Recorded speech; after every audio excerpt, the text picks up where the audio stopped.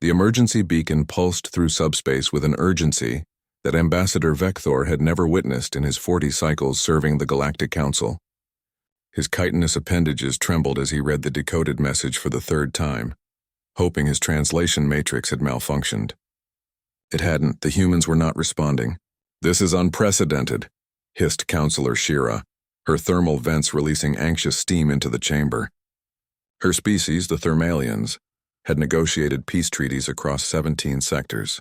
She had never failed to establish dialogue. Until now. Vector's compound eyes flickered across the holographic display showing humanity's colonial expansion.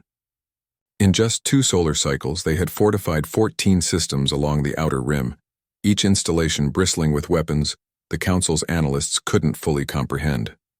Kinetic accelerators that violated 3 laws of physics, fusion torpedoes wrapped in gravitational fields, and something they called relativistic kill vehicles that made even the war-hardened Kreth Dominion representatives go silent. "They ignore every communication channel," Vector said, his voice modulator struggling to convey his distress. "Quantum entanglement, radio waves, even pheromone signatures, nothing." "Perhaps they don't understand our intent is peaceful?" suggested Junior Delegate Mirakesh, her crystalline form refracting the chamber's light into nervous patterns. "They understand," rumbled General Thornax, the Kreth military commander. His battle-scarred carapace told stories of 100 conflicts. "Humans always understand. That's what makes them dangerous."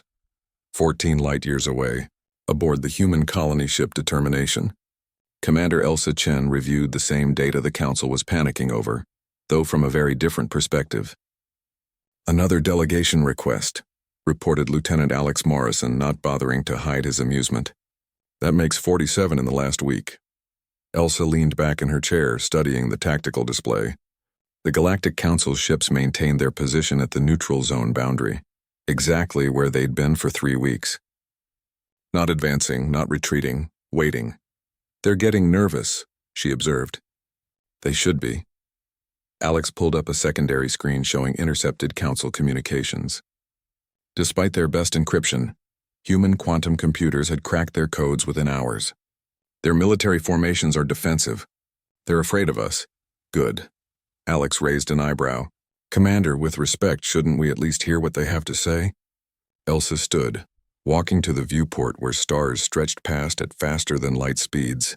Somewhere behind them, Earth bloomed with 7 billion souls who had survived climate collapse, 3 world wars, and near extinction from an asteroid impact. Humanity had clawed its way to the stars not through diplomacy, but through sheer stubborn will. "Tell me, Alex, what did you learn about the Council in your xenology briefings?" "They're a coalition of 43 species, established roughly 12,000 years ago. They maintain peace through negotiated treaties and economic interdependence." "And how do they handle new species?" Alex hesitated. "They establish contact, assess technological level, then offer membership with certain restrictions." "Restrictions?" Elsa repeated. "Technology limitations, resource quotas, military caps, and all of it backed by the implicit threat that if you don't join their system, you become an outsider, unprotected. It's kept the galaxy peaceful. It's kept the galaxy controlled." Elsa turned from the viewport. "The Council isn't afraid because we won't talk to them, Alex. They're afraid because we don't need them." Back on the Council station, panic was evolving into something more dangerous. Desperation. "We must consider preemptive action," General Thornax declared, his words causing an uproar among the gathered delegates. "Impossible," shrieked Ambassador Vector. "The founding charter explicitly forbids. The charter assumes communication.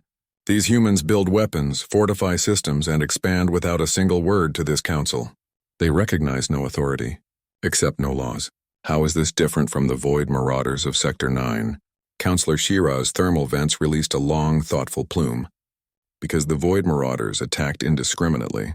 The humans have not fired a single shot. Yet, Thornax growled. The word hung in the air like a curse. It was Junior Delegate Mirakesh who finally spoke the question everyone was thinking. What if they're waiting for us to make the first move? The silence that followed was answer enough. Elsa knew the Council was fracturing. Their intercepted communications showed it clearly. Fear breeding mistrust, mistrust breeding faction. The military delegates wanted action. The diplomatic corps urged patience.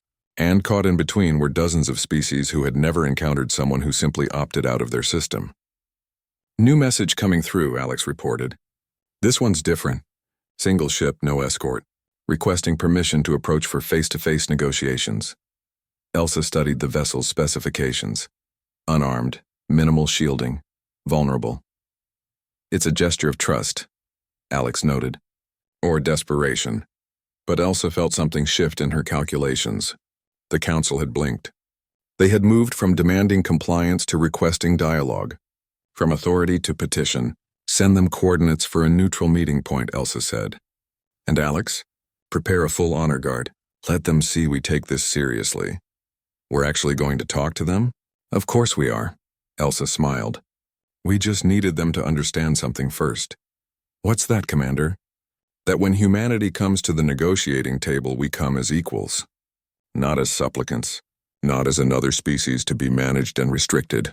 The Council spent 12,000 years believing they were the only legitimate power in the galaxy. She turned back to the viewport, where human colonies glittered like defiant stars in the darkness. We just taught them they were wrong. The galaxy would never be the same.